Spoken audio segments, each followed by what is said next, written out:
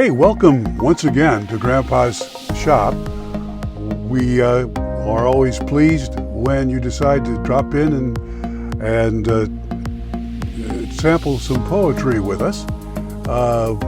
We're trying to choose poems that we think that you will like. You can be pretty confident they are poems that we like. Today I've settled on two poems by black poets, one Langston Hughes and the other Gwendolyn Brooks. The first is fairly simple. I hope you enjoy it. It's called Hold Fast to Dreams. Langston Hughes. Hold fast to dreams, for if dreams die, life is a broken-winged bird that cannot fly.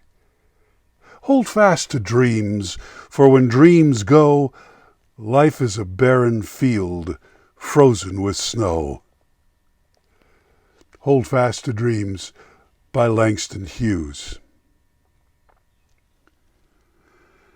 The next poem is one called Negro Hero, written by Gwendolyn Brooks, a former poet laureate of America. It is called Negro Hero to suggest Dory Miller. Dory Miller is a young hero of Miss Brooks' poem. He's the mess attendant who won the Navy Cross at Pearl Harbor for his, quote, distinguished devotion to duty, extraordinary courage, and disregard for his own personal safety during the attack.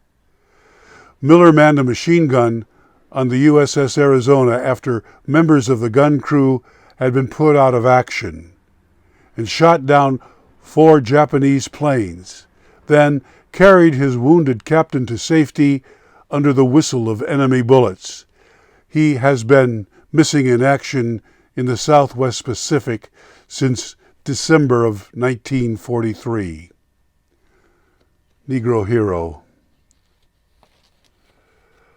I had to kick their law into their teeth in order to save them. However, I have heard that sometimes you have to deal devilishly with drowning men in order to swim them to shore, or they will haul themselves and you to the trash and the fish beneath. When I think of this, I do not worry about a few chipped teeth. It is good I gave glory. It is good I put gold on their name, or there would have been spikes in the afterward hands. But let us speak only of my success and the pictures in the Caucasian dailies as well as the Negro weeklies, for I am a gem. They are not concerned that it was hardly the enemy my fight was against, but them. It was a tall time, and of course my blood was boiling about in my head and straining and howling and singing me on. Of course I was rolled on wheels of my boy itch to get out the gun. Of course all the delicate rehearsal shots of my childhood massed in mirage before me. Of course I was a child, and my first swallow of the liquor of battle, bleeding black air, dying, and demon noise made me wild. It was kinder than that, though, and I showed like a banner my kindness. I loved, and a man will guard when he loves. Their white-gowned democracy was my fair lady with her knife, lying cold, straight, in the softness of her sweet flowing sleeve. But for the sake of the dear smiling mouth and the shattered promise, I toyed with my life. I threw back. I would not remember entirely the knife. Still, am I good enough to die for them? Is my blood bright enough to be spilled, was my constant back question. Are they clear on this? or do I intrude even now? Am I clean enough to kill for them? Do they wish me to kill for them? Or is my place while death licks his lips and strides to them in the galley still?